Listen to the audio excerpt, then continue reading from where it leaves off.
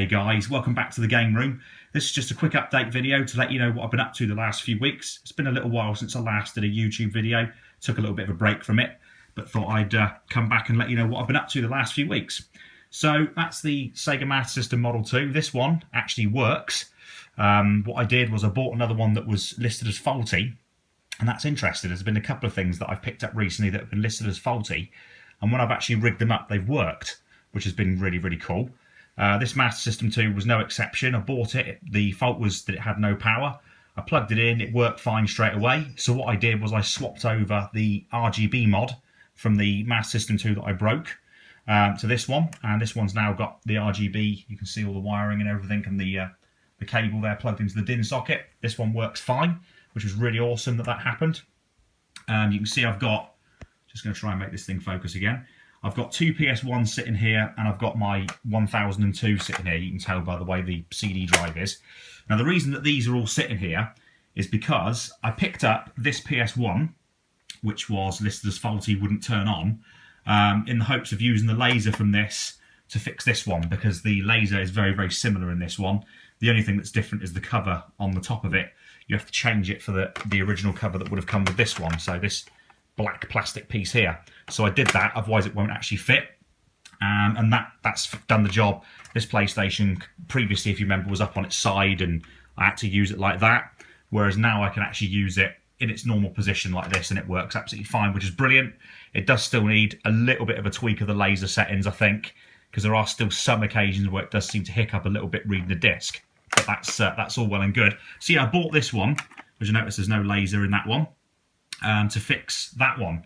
But then I had a closer look at this one, and you can see the yellow power jack connector there. And I flipped the board over, and I actually noticed that the solder joint underneath that power connector was actually severed. It had been sort of broken, cracked over time, where I think this connector had been sort of flexed and moved about. Doing that has actually fixed this to the point where you can switch it on, it goes to the menu, and everything seems to work with it, which is fantastic. So I thought, okay, to fix this one, I'm going to try and find another one now that's also faulty and doesn't work and has got issues.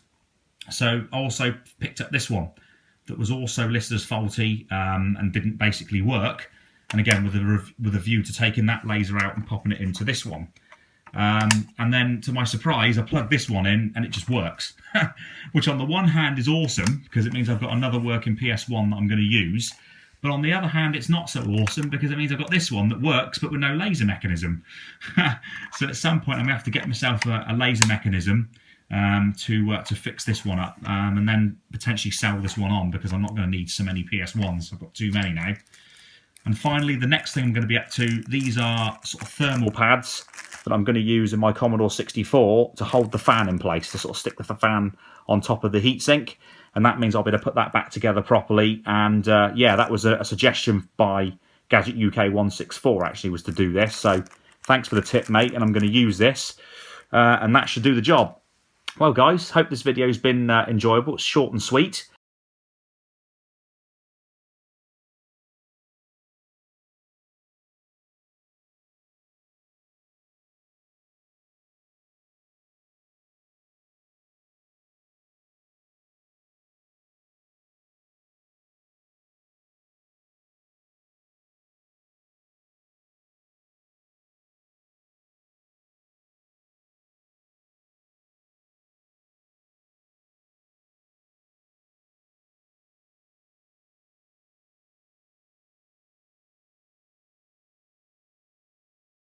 Thanks for watching, and I'll catch you again soon.